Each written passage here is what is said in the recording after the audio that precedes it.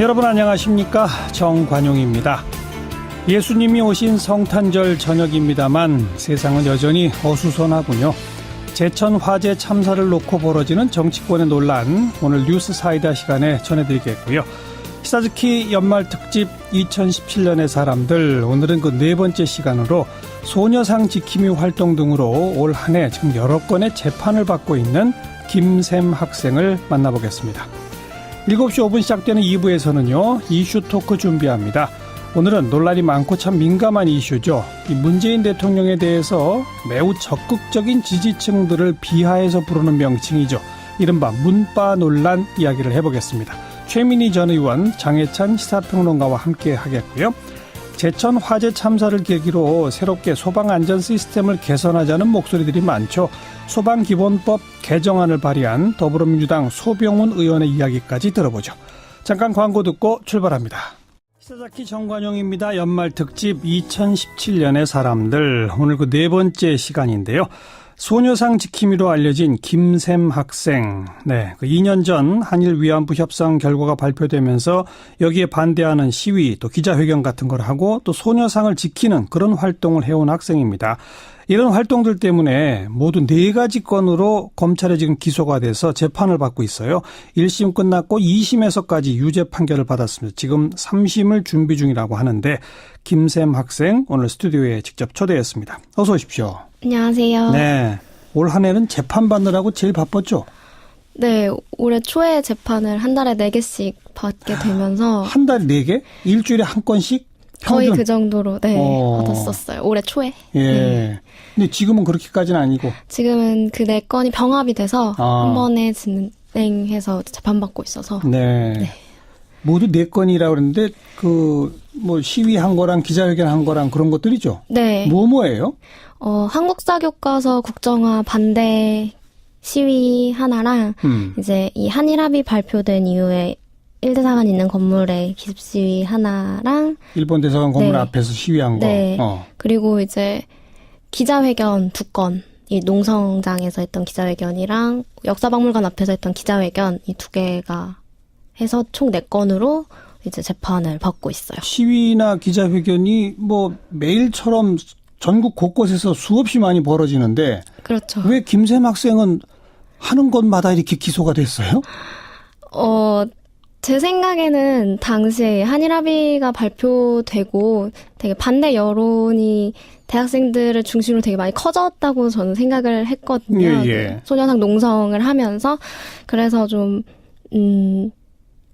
그것을 막기 위해서, 여론이 더 커지는 걸 막기 위해서 대학생들 행동에 좀 규제를 하기 위해서 계속 기소를 한 것이 아닌가라고 저는 생각을 하고 있어요. 그 집회 신고 이런 걸 안 했나요? 시위는 신고한 건 아니었고요. 기자회견은 신고할 항목은 없죠. 할 필요는 없었던 거고. 근데 기자회견 하는데 뭘 했다고 그래서 지금 기소가 된 거예요? 기자회견을 하는데 구호를 외쳤다고 이제 시위로 간주가 되어서 기소를 당한 거였고요. 기자회견 하다가 구호 외치면은 안 된다. 그런데 사실은 수많은 5개의 기자회견들은 그러니까요. 대부분 다 구호를 외치고 시작을 하잖아요. 근데 유독 제가 함께 진행한 기자회견들 혹은 제가 참가한 기자회견들은 아예 정식 기소가 되어서 재판을 받고 있습니다. 왜 그렇게 찍혔어요? 참나. 그래서 제가 보니까 1심에선가 검찰이 징역 1년 6개월을 구형한 적이 있었죠. 네. 그때 1년 6개월 구형됐다고 해서 저희 방송에 나왔던 적이 다 기억이 나는데 맞죠? 네.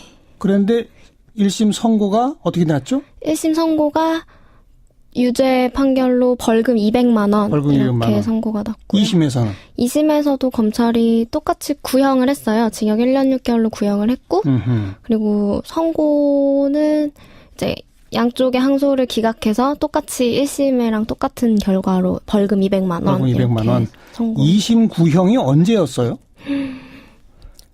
2심 구형이요? 새 정부 들어선 후입니까? 네, 새 정부 들어선 후예요. 그래요? 네.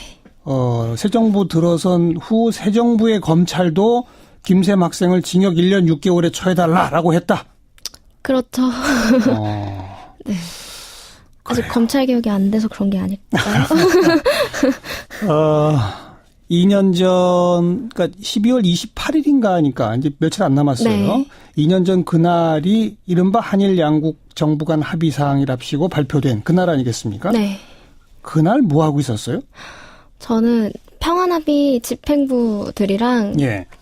제가 숙대를 다니는데 숙대 앞에 있는 카페에서 예. 회의를 하고 있다가 이제 핸드폰을 통해서 그런 합의가 네, 발표됐다. 합의가 발표됐다라고 이제 보고 좀 깜짝 놀랐어요. 사실 그 전에 뭐 피해자분들을 만났다거나 뭐 이런 걸 할 거라고 미리 언지를 줬다거나 약간 그런 과정이 전혀 없었어서 그렇죠. 되게 갑작스럽게 좀 이야기를 언론을 통해서 듣게 됐고 네. 그래서 좀 바로 어떻게 대응할지에 대해서 이야기를 하기 시작을 했던 것 같아요.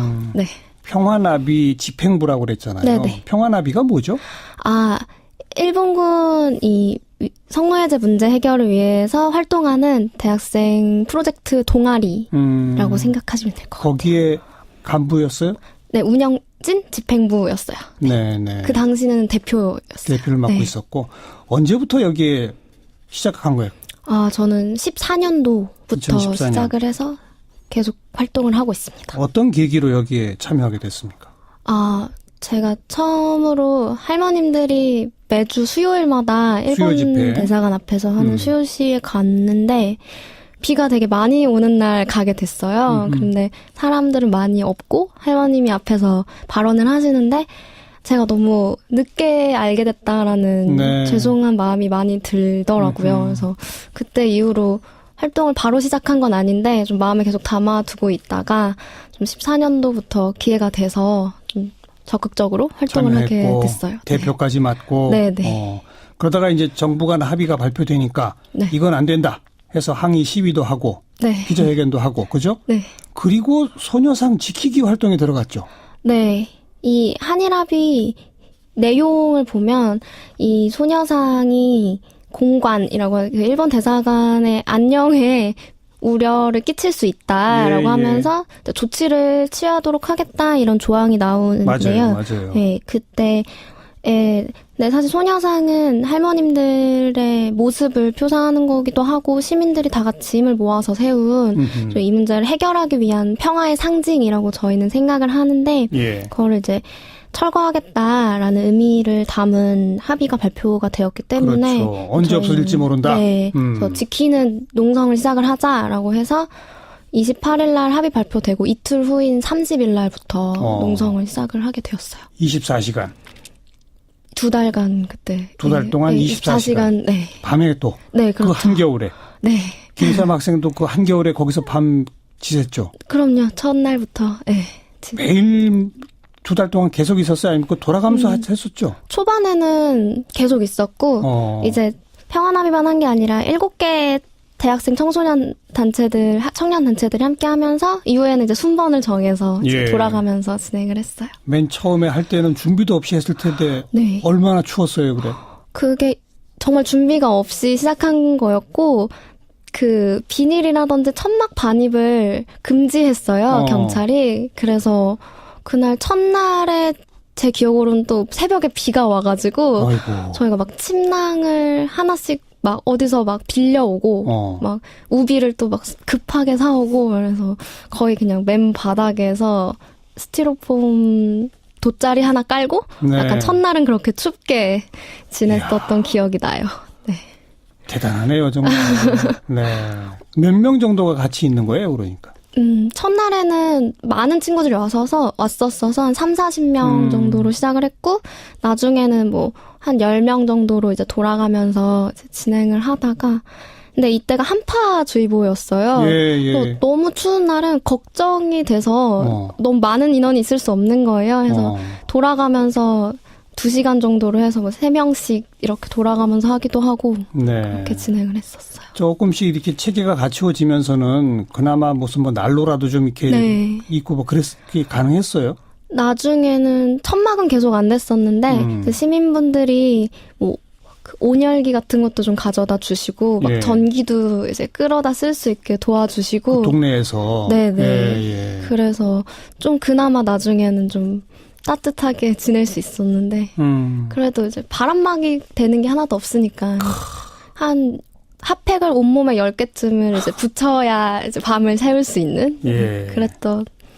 천막을 정말 끝까지 못 치게 했어요? 그 당시에는 절대 못 치겠어요. 이게 장기화될 걸 우려해서 그랬던 것 같아요. 그래서 비 올 때만 비닐로 이제 칠 수 있게 비닐 하고. 천정만? 네, 천정만 하고. 거기서 이제 물이 또 새거든요. 그러면 이제 막 빼고, 물 빼고 약간 이렇게 하고. 눈 올 때만 이제 딱 치게 하고 약간 그랬었죠.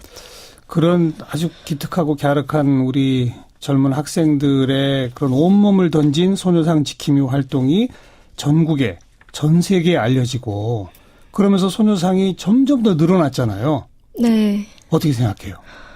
저는 되게 주목하고 싶은 부분은 청소년들이 학교에 작은 소녀상을 세우기 시작을 했어요. 맞아요. 네, 그런 부분들이 그 어쨌든 학생들, 그 고등학생들도 네. 저희 프로에 나왔었습니다. 아, 그렇구나. 그래서 그냥 교과서에서 배운 내용들이 아니라 청소년들이 직접 문제를 알아보고 같이 모금을 해서 소녀상을 세우는 것들이 정말 이 문제가 일상적으로 국민들, 시민들 마음속으로 들어가고 있구나 이런 생각이 좀 많이 들었던 것 같아요. 네.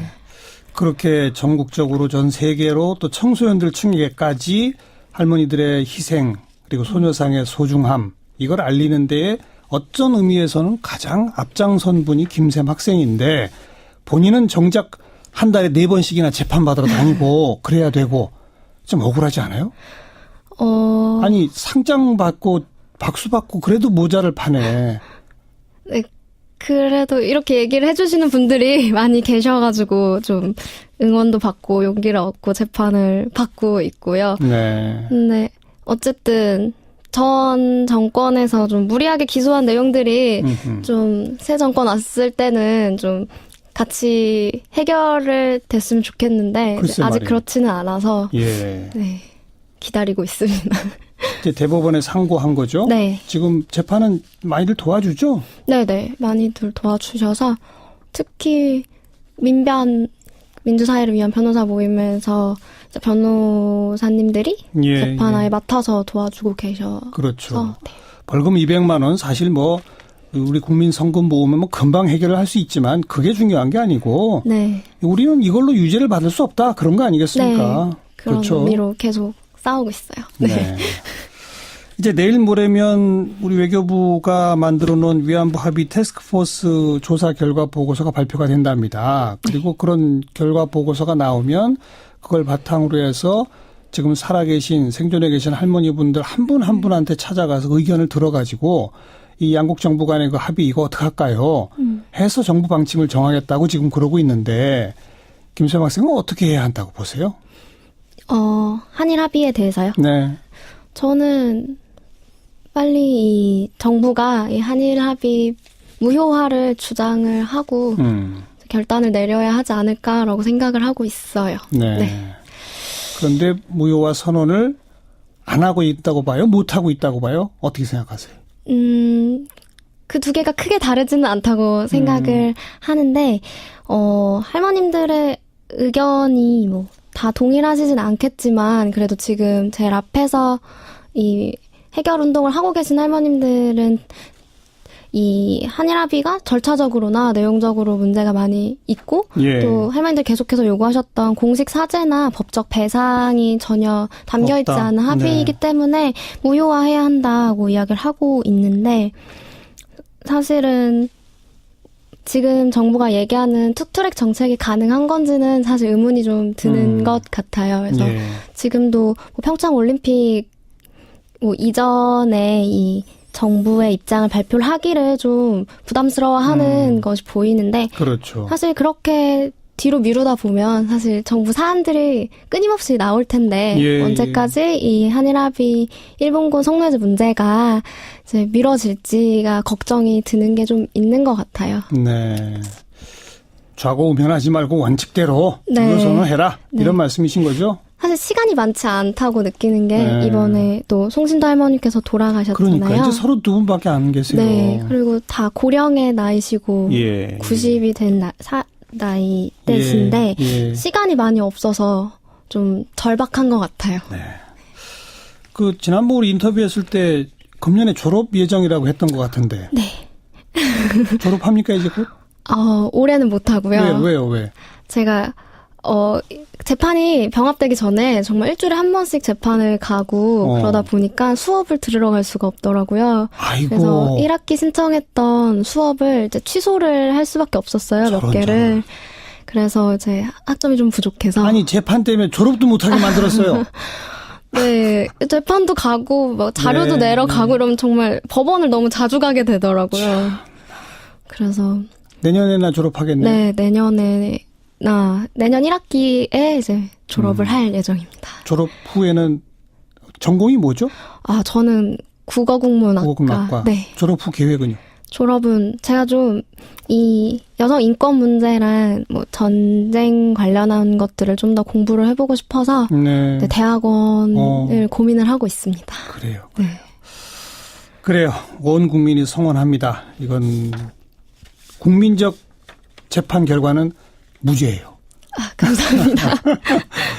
그래요. 우리를 위해서 우리 국민들과 또 특히 자라나는 청소년들, 젊은이들을 위해서 몸을 던져 앞장서 싸웠는데 그렇게 법정에 매주 불려나가야 되는 그런 딱한 처지를 만들게 해서 우리 모두가 참 미안합니다. 아닙니다. 응원을 너무 많이 보내주셔서 진짜 힘받아서 열심히 하고 있습니다. 고맙습니다. 네. 2017년의 사람 네 번째 우리 소녀상 지킴이 김샘 학생 함께 만났습니다. 고맙습니다. 감사합니다.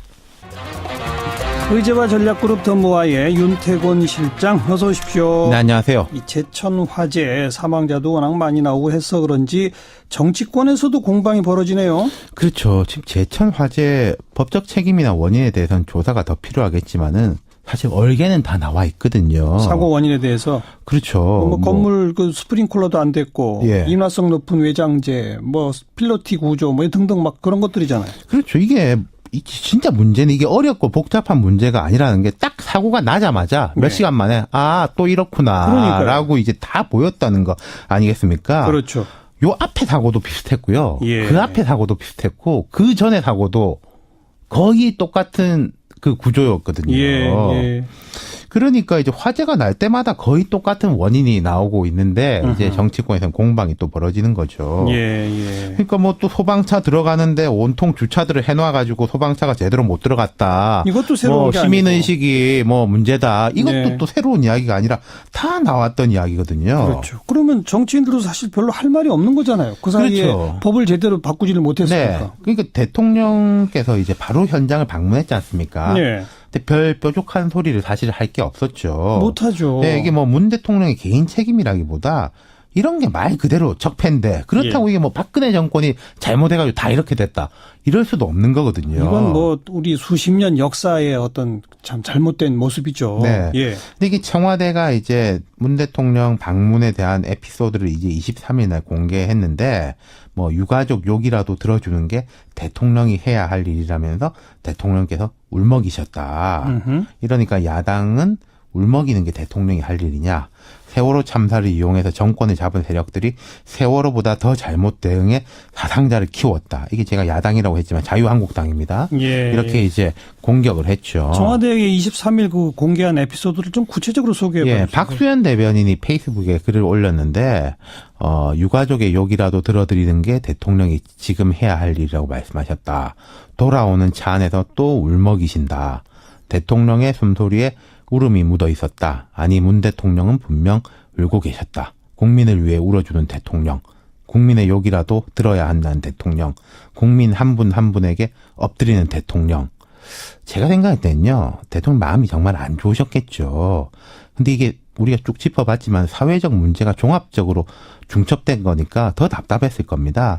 근데 이게 바로 이 사건 이 사태 초기에 대변인이 이런 식으로 썼어야 했냐.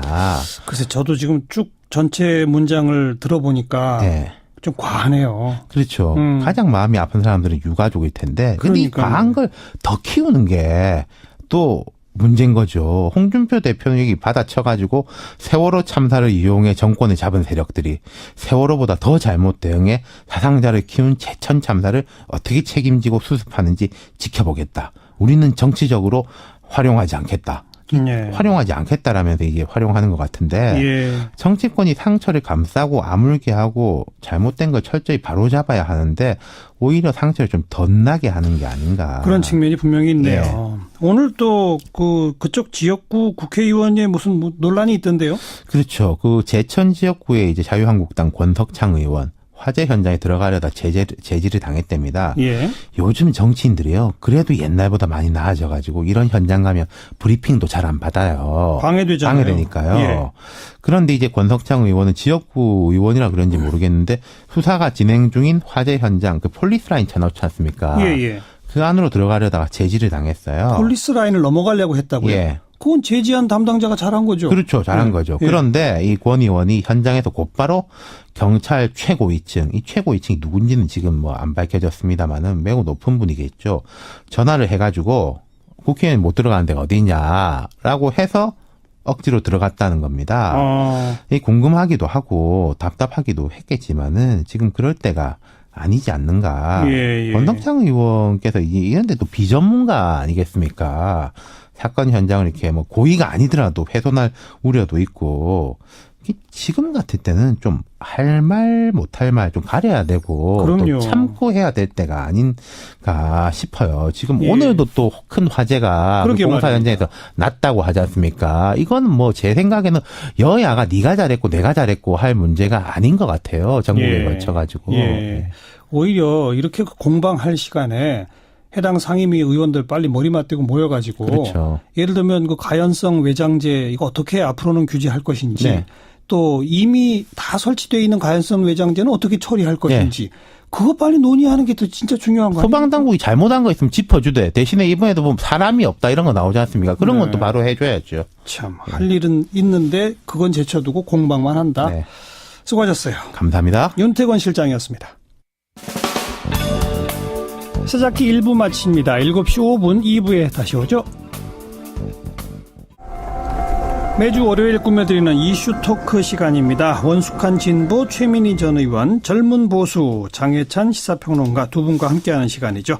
자, 오늘의 토론 주제는 지난주에 가장 뜨거웠던 논란이었습니다. 민감하기도 하고 입장에 따라서 시각이 크게 엇갈리는 문제, 이른바 문바 논란 이야기해 보려고 합니다. 문재인 대통령에 대한 매우 적극적 지지자들의 일부를 어느 정도 좀 비하의 의미를 담아서 가리키는 말이 문바인 것 같은데 지난주에 저희 프로그램에 단국대 서민 교수 이 문제로 인터뷰를 하기도 했었죠. 문바들이 미쳤다. 이 치료를 받아야 한다. 이런 아주 강한 극단적 발언을 서민 교수가 해서 또 논란을 일으켰었는데요. 이 문제 어떻게 봐야 할지 오늘 토론해 보겠습니다. 최민희 전 의원, 장혜찬 시사평론가 어서 오십시오. 안녕하세요. 안녕하세요. 네. 먼저 문바라는 용어, 단어에 대해서 어떻게 생각하세요? 이 문바라는 단어, 바 있잖아요. 네. 정치인 뒤에 바. 그리고 뭐 연예인들의 뒤에 바. 이게 이제 지나치게 좋아한다 이런 뜻인데 최초로 이게 붙은 건 노무현 전 대통령이세요. 노빠. 그래서 네. 정치인으로선 최초로 거의 팬덤 현상을 불러일으킬 만큼 뜨거운 사랑을 받았던 대통령이신데요. 지금 이 문바, 근데 이제 노빠라고 지지자들을 불렀던 거는 이를테면 일부 언론이나 그다음에 한나라당이나 당시 그쪽에서 이제 그런 열성적 지지 현상이 낯서니까 그것을 좀 부정적으로 봐서 붙인 게 빠예요. 네. 그래서 그때 이회창 그 후보가 빠순이 빠돌이 나도 있다 뭐 그렇게 얘기한 적이 있어서 논란이 되기도 했는데요. 예. 그런데 이제 그 이후에 노무현 대통령 지지자들 일부는 또 그래 나 노빠다. 그게 어쨌단 말이냐 이렇게 적극적으로 나오기도 해서 그랬죠. 또 부정적 이미지가 희석되기도 했었습니다. 근데 이번에 문바라는 표현은 굉장히 부정적인 의미로 쓰여진 것 같아요. 그래서 근데 이제 오다 보니까 서민 교수가 일단 70%나 되는 문재인 대통령 지지자 전부를 문바로 규정한 건 아니었다라고 그렇죠. 한 발 아니죠. 물러서면서 그 문재인 대통령 지지자들에게 뭐 미안하다. 그러나 뭐 극렬한 지지 행위는 역시 문제다 이렇게 얘기를 했더군요. 그래서 자연스럽게 문바가 정말 극렬하게 지지하는 일부를 지칭한 거다. 그렇게 정리가 된 상태이긴 하네요. 그렇죠. 그러니까 아마 서민 교수가 문제 삼은 거는 이 사실 여부나 뭐 이유 여하를 막론하고 문재인 대통령을 공격하거나 문재인 대통령에게 불리하게 되는 상황에 대해서는 그냥 앞장서 나가서 공격하는 그런 사람들이라고 아마 대충 칭한 것 같은데 장해찬 씨는 문바라는 단어에 대해서 우선 어떤 느낌이세요? 우선 사실 젊은 층에서는 이 빠라는 단어가 지금은 그렇게 멸시하는 의미나 혐오하는 의미로 사용되고 있지는 않습니다. 뭐 연예인 오빠 부대에서 이 어원이 나왔다고 하는 게 지배적인 의견인데요. 뭐 스스로 말씀하신 것처럼 내가 누구누구 빠다 이렇게 자랑스럽게 말하고 있는데 이 문재인 대통령의 팬덤에서는 본인들을 주로 문꿀 오소리라고 칭하기를 즐기는 것 같아요. 그래서 문빠라는 표현에 대해서 거부감을 느끼고 있는데 이 어떤 특성 팬덤이 거부감을 느낀다면 이 단어를 사용하는 것 자체로 시작하는 것으로 단어를 사용하면 일단 건전한 논의가 막힐 수 있잖아요. 이 기분을 나빠하니까. 이 단어를 쓰면서부터 바로. 굳이 우리가 이 문빠라는 단어에 집착해서 이 단어를 너무 멸칭의 의미로 쓰는 게 이 건전한 논의에 방해가 된다면 뭐 오피니언 리더들이 쓰지 않는 것도 한 방향일 것 같고요. 그러나 근데 안 쓰기는 어려울 것 같아요. 이제는. 이 극성 팬덤과 어떤 사회적 경향 네. 이런 부분에 대해서 우리가 좀 생산적인 논의를 하는데 포커스가 맞춰야지 지금 대다수의 어떤 방송이나 뭐 SNS에서는 극렬한 지지자가 문제다 아니다 뭐 시민들이 자발적으로 지지하는데 뭐가 문제나 요 정도 선에서만 1차원적인 선에서만 논의가 머물러 있는데요.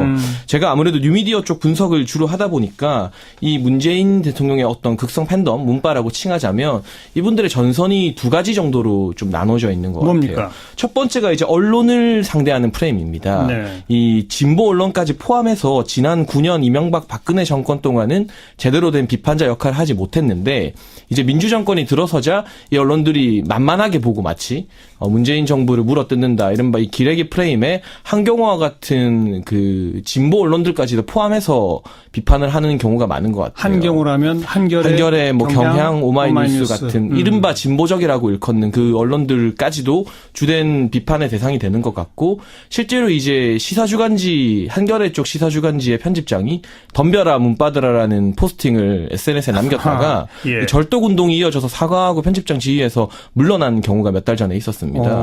이게 단순히 단순한 정도의 어떤 반발이 아니라 실제로 이 문재인 대통령의 팬덤과 이 진보 언론 사이의 어떤 대립 구도가 형성되어 있는 게 첫 번째 전선인 것 같고요. 예. 두 번째 전선은 이제 정치적으로 이른바 민주노총이나 전교조 그리고 정의당으로 대변되는 좀 더 왼쪽에 있는 진보 세력과 이 문재인 대통령의 팬덤이라고 할 수 있는 뭐 리버럴 약간 중도 보수 스스로들은 그렇게를 많이 표현하는 것 같아요. 예. 이분들 간의 어떤 정치적 동맹 관계가 이제 좀 깨어지고 있는 과정이 아닌가. 예전에는 이런 민주노총이나 정교조 그리고 정의당까지 한 틀에 묶고 진보라는 통칭으로 끌고 갔었잖아요.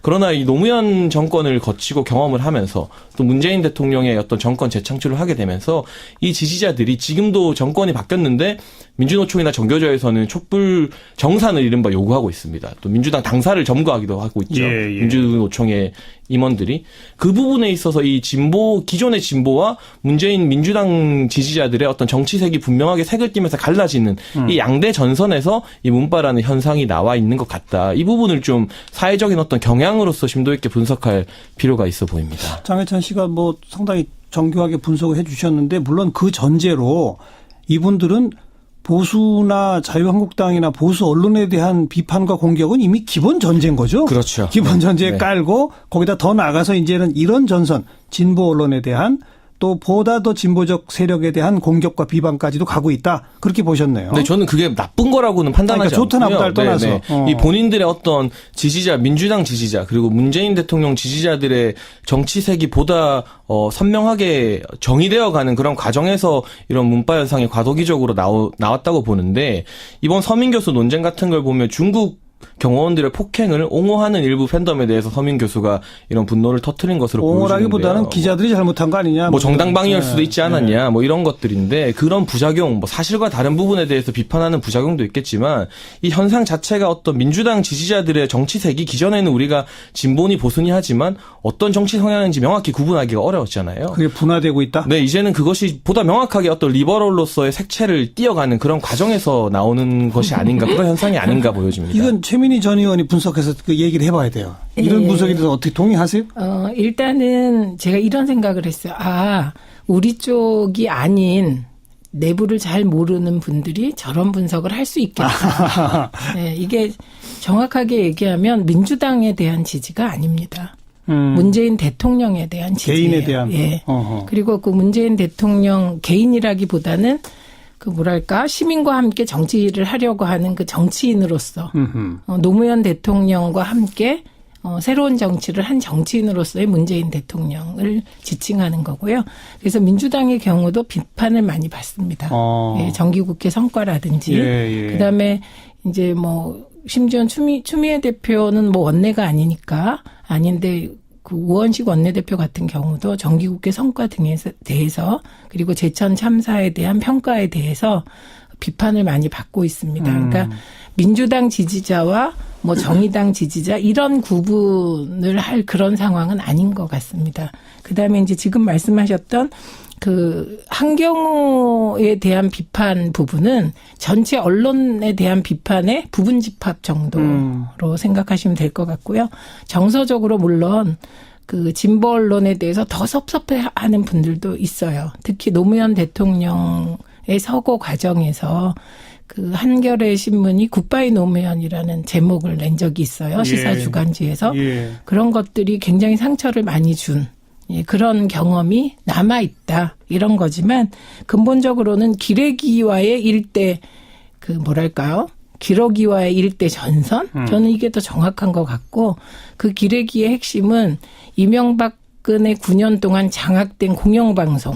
네. 그다음에 우리가 지금까지 수구 보수 언론이라고 해왔던 언론들. 거기가 더 핵심이고. 메이저 언론이 핵심입니다. 그래서 이제 한경호를 중심으로 설명을 하다 보면 이게 이제 핀트가 빗나갈 수가 있다. 이렇게 말씀드리고요.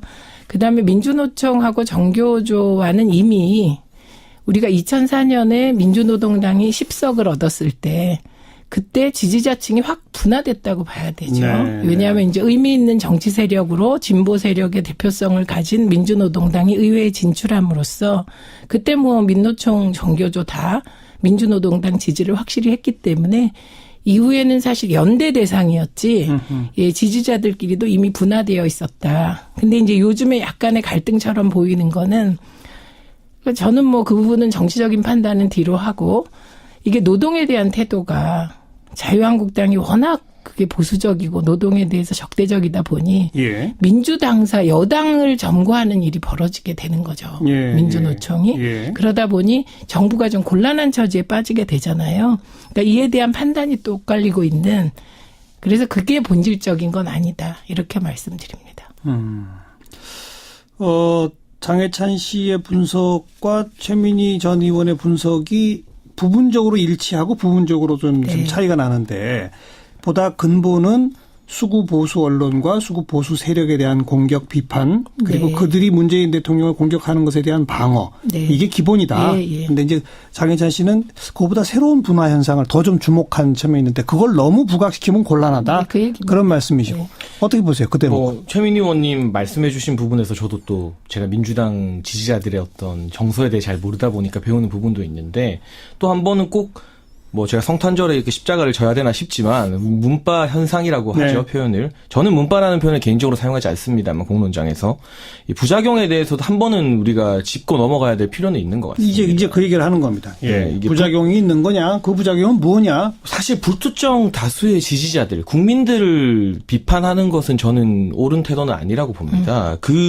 그러나 이 박근혜 대통령을 비판하고 뭐 예를 들면 조원진 대한애국당 의원을 비판해야지 박사모를 비판하는 거는 언론에서 하기에 그렇게 의미 있는 일은 아닌 것 같아요. 그러나 이 문바 현상에서 이른바 이 불특정 다수의 국민들을 추동하는 오피니언 리더들이 있고 그들이 약간 여론을 좀 잘못 이끌어가는 측면도 있는 것 같아요. 몇 가지 예를 들어보면 최민희 의원님 같은 경우도 저희 지난 방송에도 다뤘지만 대통령 방중 외교 난관 잘 극복했다고 호평하시지 않았습니까?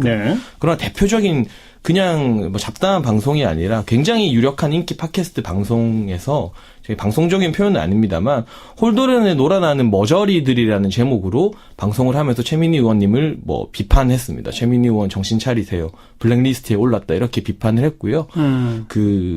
근데 신문 온라인 언론을 창간한 그 권모 씨 같은 경우가 그 온라인 언론에서도 계속해서 그런 비판 플레임을 만들어서 트위터에서 추종자들이 비판을 하고 있고 사실 사실과 다른 정말 맥락을 다 고려하지 않은 비판을 하는 경우가 있고요.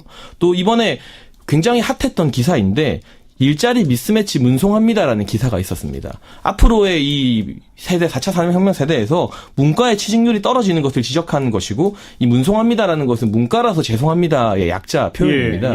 이게 뭐 주요 포털 시사 사전에도 올라와 있는 표현인데 이것에 이제 문자가 들어갔다는 이유로 마치 문재인 대통령에게 책임을 묻는다고 잘못 판단하신 분들이 거기 가서 뭐 댓글을 수천 개 달아서 좀 화제가 됐던 적이 있습니다. 이런 식으로 사실에 근거한 정치적 신념에 따른 비판은 그 지지자들이 댓글을 아무리 많이 달거나 뭐 트위터를 많이 하는 건 문제될 게 없습니다만 사실과 다른 너무 섣부른 감정적인 비판으로 여론이 형성되게 되면 그 부작용을 본 다른 사람들이 이 문재인 팬덤에 대해서 좀 안 좋은 마음을 갖게 되고 그게 저는 나아가서 문재인 정권에게도 오히려 부담이 될 여지도 있지 않나. 그래서 그런 부작용에 대해서는 그 진영의 오피니언 리더들이 좀 자정작용이 가능하도록 잘 케어해야 되지 않나 그런 생각을 하고 있습니다. 네, 말씀하세요. 그러니까 뭐 그런 팬덤 현상이 문재인 정부에 부담이 된다 그런 걱정은 저는 뭐 배려해 주시는 건 고맙습니다만 그렇게 걱정할 일은 아닌 것 같습니다. 그러니까 그 말의 전제는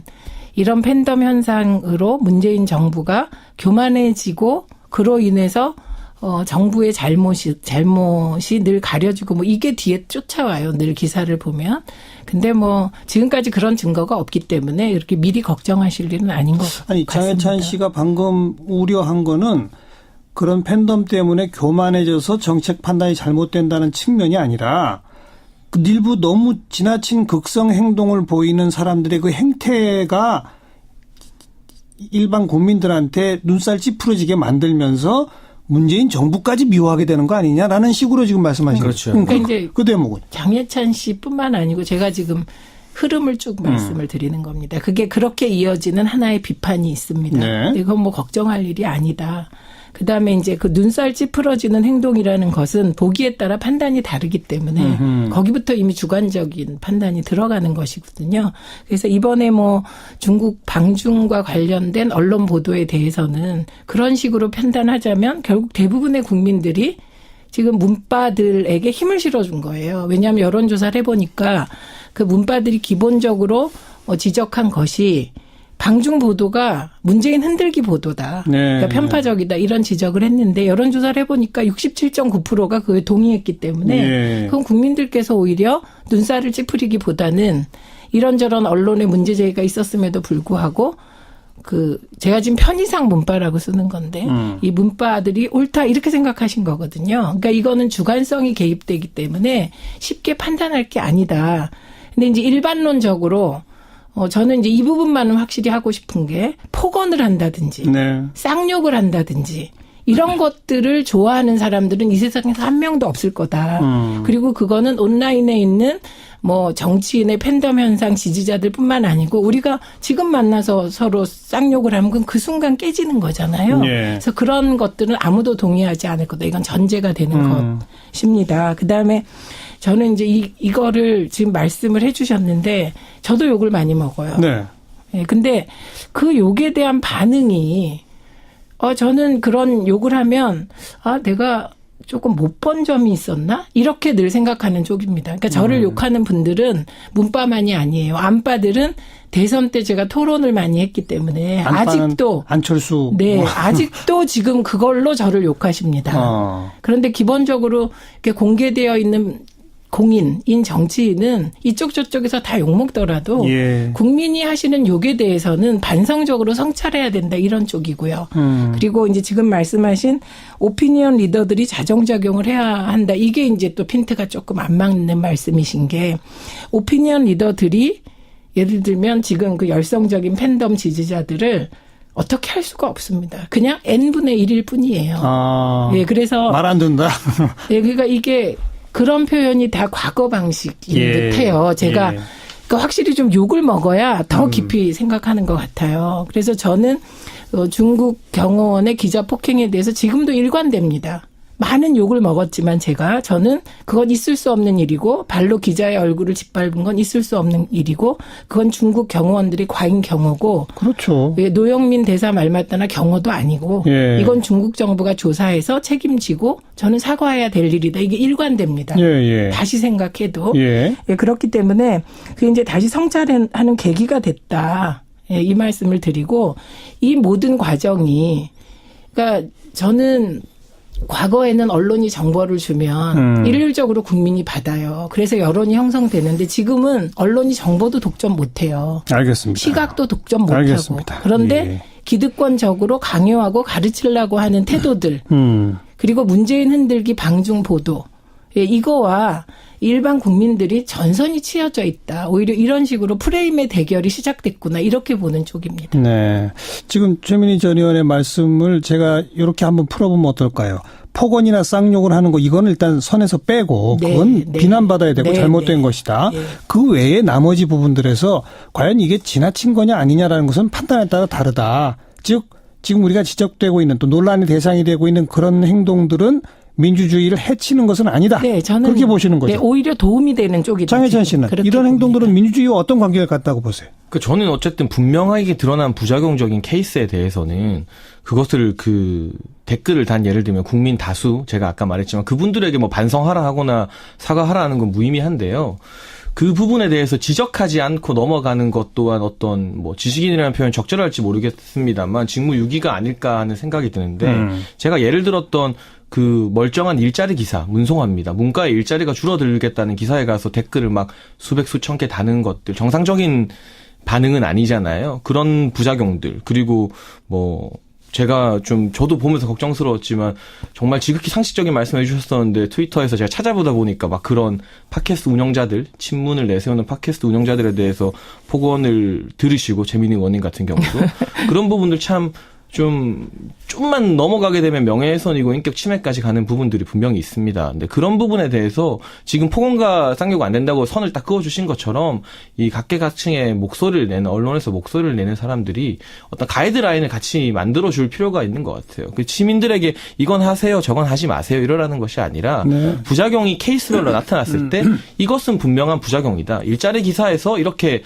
기자를 욕하는 댓글 수백 개를 다는 것은 잘못된 것이다. 잘못은 잘못된 것이다. 지적하는 가이드라인이 형성되면 지금 말씀하신 것처럼 SNS를 통해서 모두가 n분의 1로 목소리를 내는 시대의 과도기의 부작용인데 그 부작용이 좀 빨리 해소되지 않을까. 그런데 너무나 잘못 말 꺼냈다가 내가 또 댓글 폭탄 맞을까봐, 뭐 문자 폭탄 맞을까봐 두려워서 부작용이 분명한 케이스에 대해서도 이건 부작용이라고 말하지 않는 것은 직무유기일 수 있다 이런 말씀을 드리고 싶은 잠깐만요. 거죠. 이 대목에서 서민 교수가 이제 그런 표현을 썼단 말이죠. 오래전부터 좀 지나친 행동들에 대해서 문제의식을 가져왔다. 또 많은 학자들이나 뭐 사람들도 학계인 사람들도 그런 문제의식을 갖더라. 그럼 그 좀 비판하는 칼럼을 쓰세요 했더니 아이고 겁나서 못 써라고 하더라. 그런 현상을 지금 말하는 거죠. 그리고 서민 교수 같은 경우도 이번에 이 조기숙 교수와의 논란이 불거지자 일각에서는 서민 교수가 박사모라는 막 음모론까지도 등장했었어요. 그러나 아시겠지만 지난 보수 정부에서 누구보다 열렬하게 보수 정부와 보수 정권 비판했던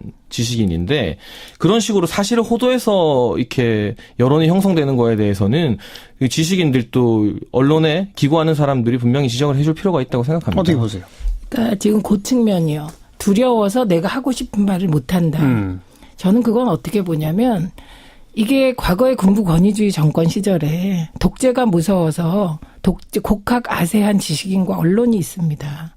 그때는 얘기가 돼요. 예, 왜냐하면 그건 직접 저도 뭐 많이 당했습니다만 직접적으로 인신상의 구속도 당하고 피해를 받으니까. 그렇죠. 그런데 인터넷상의 댓글 때문에 글을 못 쓰겠다. 그렇기 때문에 문제다라고 하는 것은 이게 지식인이 지성인으로서 자기가 어떤 외압이 있더라도 자기가 옳다고 생각하면 말을 하고 글을 쓰고 그 결과에 대해서 책임지는 게 지식인, 지성인, 정치인, 언론이라고 저는 생각합니다. 네. 그러니까 그거는 말은 그렇게 하시면 그럴듯하지만 실제로 좀 더 들어가면 각 개인의 양심과 결단은 어떤 순간에도 필요한 거기 때문에 그렇기 때문에 일방적으로 댓글이 막 올 걸 무서워서 글을 못 쓴다. 그럼 어떤 사람은 그거 비겁한 거야. 이렇게 얘기할 수 있다. 그리고 무엇보다 중요한 것은 그러니까 오히려 저는 제가 그 댓글로 많이 욕을 먹어봤기 때문에 여러 가지 생각을 하면서 내린 결론이 그 댓글들 중에 폭언이 있어요. 그건 제외하고 그 합리적으로 고민해서 쓴 글들을 읽어보면 분명히 내 논리에 허점이 있었다.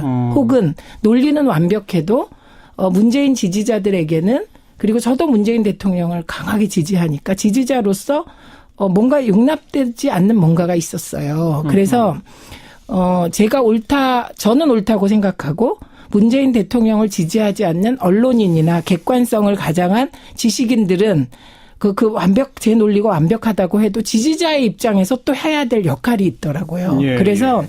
저는 오히려 그동안에 언론이 너무 무소불위의 권력을 가져왔고 우리 사회의 정치인, 지식인들은 굉장히 기득권자들이에요. 그 기득권자들이 새로운 패러다임에 자기를 한 번쯤 반성해봤으면 좋겠다. 그리고 댓글 다는 거 가지고 이건 뭐 총칼로 억압하는 것도 아닌데. 알겠습니다. 예, 그렇게 새로운 패러다임이다고까지. 예, 저는 그렇게 봅니다. 그러면 서민 교수가 뭐 미쳤으니 치료를 좀 받을 필요가 있었다라는 식으로까지 약간 극단적 용어로 비판한 거에 대해서는 어떻게 생각하세요? 그러니까 서민 교수가 일반적으로 폭언이나 폭행이나 명예훼손성 행위에 대해서 비판했다면 그거는 저는 뭐 지금 타당하다. 문구 오소리 예. 팀에서도 거기서 내부에 글이 나오더라고요. 폭언은 우리 자제하자. 네, 쌍욕해서 빌미 주지 말자 네, 이렇게. 네. 그런데 문재인 지지자를 전부 문바라고 하고 그리고 정신병적이다라고 한 것은 그분 또한 오류에 빠진 것이죠. 과도하다. 예, 그리고 본인이 오늘 그 부분은 해명했죠. 일정 해명했기 부분. 때문에 저는 또 그 해명은 받아들여져야 된다고 생각합니다. 또 일부는요, 저에게, 네 말이 가장 합리적이다. 이런 분도 계세요. 그러니까 댓글은 되게 다양하세요. 네. 네. 그래서 그 다양한 댓글을 내가 마음에 드는 건 좋아하고 마음에 안 드는 건 비난하고 이건 저는 정치인이나 지식인, 언론의 태도여서는 안 된다고 봐요. 문재인 대통령 열성 지지층이라고만 해도 그 안에도 스펙트럼이 굉장히 그렇죠. 다양하거든요. 네. 네. 아무튼 장해찬 씨는 서민 교수 같이 지적할 건 계속 지적해야 한다. 그런 말씀이신 거죠. 네, 저도 네, 그분이- 지적을 하세요. 근데 그 지적을 우리가 무서워서 못한다. 이 말은 정말 우리가 부끄러운 얘기다. 제가 하는 얘기는 그런 뜻입니다. 그러니까 한 가지를 꼭 지적하고 싶은데 예를 들면 말씀하신 것처럼 어떤 공권력에 의해서 공권력의 탄압이 무서워서 말을 못하는 것보다는 지금 우리 사회가 한 단계 나아갔다고 봅니다. 네. 그것과는 비교할 수 없는 발전이라고 보는데요. 예. 좀 여유를 가졌으면 좋겠어요. 일반 지지자들이나 시민들이나 지금 또 문재인 정권의 지지율 최고치를 기록하고 있지 않습니까? 좀 다른 비판이라던가 아니면 민주당 내부에서의 어떤 합리적인 비판에 대해서도 이를테면 안희정 지사 같은 경우도 이 문재인 대통령 지지자들에 의해서 많은 곤욕을 공격을 치렀었죠, 받았죠. 사실은. 예. 그런 부분에 대해서 좀 다양한 목소리에 대해서 오히려 좀 여유롭게 관대하게 받아들이면 그게 뭐 사회의 다양성이나 다양한 논의에서도 좋을 뿐더러 오히려 문재인 대통령에게도 이 정권의 어떤 우호적인 여론을 만드는 데도 좀 더 도움이 되지 않을까 하는 생각을 하고 근데 있고요. 그 이제 저해를 다 드세요. 보수 쪽의 패널들이 예, 안희정 나오시면 공격받은 안희정 거. 공격받았다. 예. 저는 그건 똑같이 안희정 지사도 이런 공격들에 대해서 좀 여유 있게 지금 하신 말씀 다 적용된다고 생각을 하거든요. 네. 잘할 그래서 필요가 있다. 예. 그래서 이건 모두에게 적용되는 일반론이시고요. 저는 한 가지 꼭 말씀드리고 싶은 게 지금 문재인 대통령을 지지했던 국민들은 노무현 대통령 서거와 관련하여 그것이 정말 언론의 모욕주기.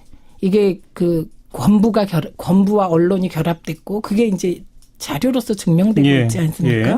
그런 부분에서 언론에 대해서 강한 책임을 묻는 이런 그 심리가 있다는 거예요. 그리고 네. 저는 그건 정당하다고 생각합니다. 그래서 언론도 저는 어느 언론도 MBC를 제외하고 근데 그것도 되게 부족하다고 보는 건데 국민들은 언론들이 이명박근혜 정부 9년 동안 했던 잘못된 행태들에 대해서 반성하는 언론을 보기가 어렵잖아요. 근데 저는 이 방중 보도와 관련해서도 저도 참 화가 났던 부분은 박근혜 대통령 방중했을 때 그 보도 다들 기억하실 거예요. 예. 찬사일변도였죠. 예, 그리고 막 공영방송이 나서서 뭐 옷 색깔이 어떻다, 뭐 예. 황금색 옷을 입었는데 저건 무슨 의미다. 그게 주종이었거든요.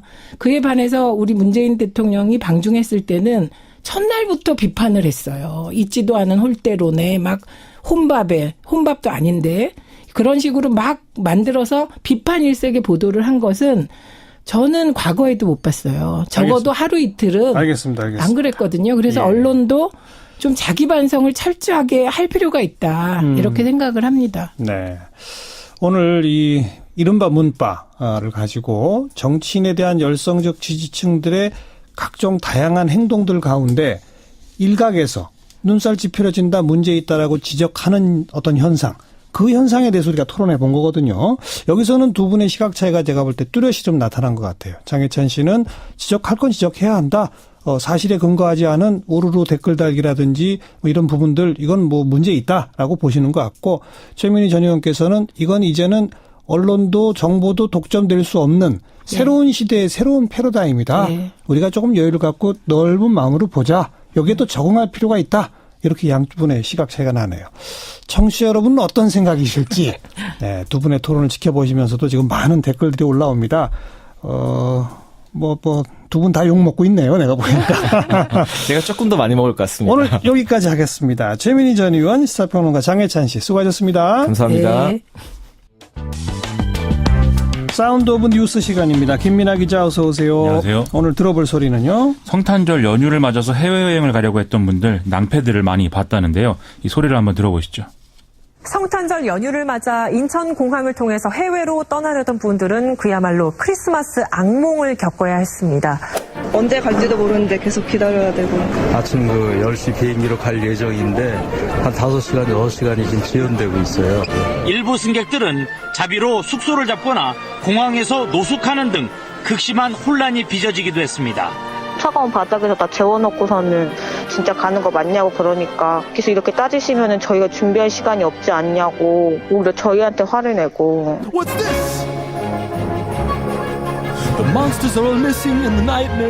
네, 비행기가 많이 못 떴나 보죠.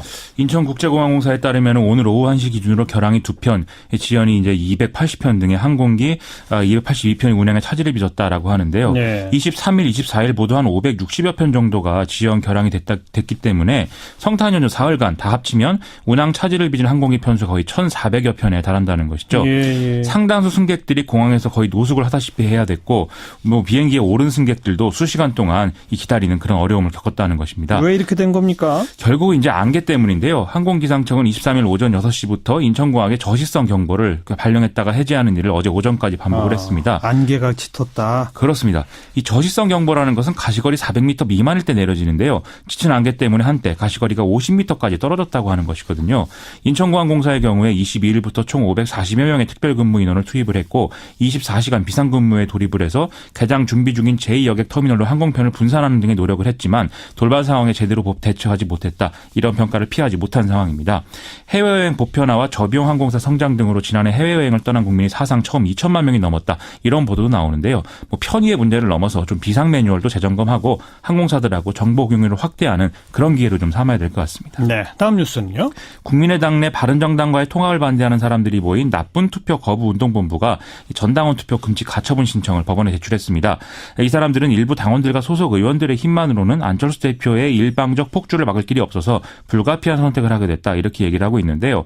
이번 소송 위임에 이름을 올린 국회의원은 박지원, 정동영, 천정배 의원을 비롯해서 20명에 달하고요. 원외 지역위원장들도 17명 정도 동참을 하고 있다고 합니다. 법원에 가처분 신청을 냈다. 법적 쟁점은 뭐예요, 그러면? 이 전당원 투표가 일단 전당대회의 고유 권한을 침해하고 있다는 부분이 있고요. 그리고 당원 당규가 정하는 요건을 충족하지 못하는 결정이다라고 하는 부분이 있는데요. 이 부분은 이제 당규의 주요 정책과 사안을 전당원 투표로 결정할 경우에 전체 당원 3분의 1 이상이 투표를 해야 되고 이 중 과반 찬성으로 확정을 한다. 이렇게 되어 있는데 네. 현재 진행 중인 전당원 투표는 이런 기준이 없이 진행되고 있다라는 것입니다. 통합을 추진하는 쪽에서는 이 당원 당규상의 조항은 당원들이 자발적으로 발의한 그 투표일 경우에 적용이 되는 것이고 지금 지도부가 결정한 전당원 투표에 해당되는 것은 아니다. 이렇게 발언을 하고 있다는 것이죠.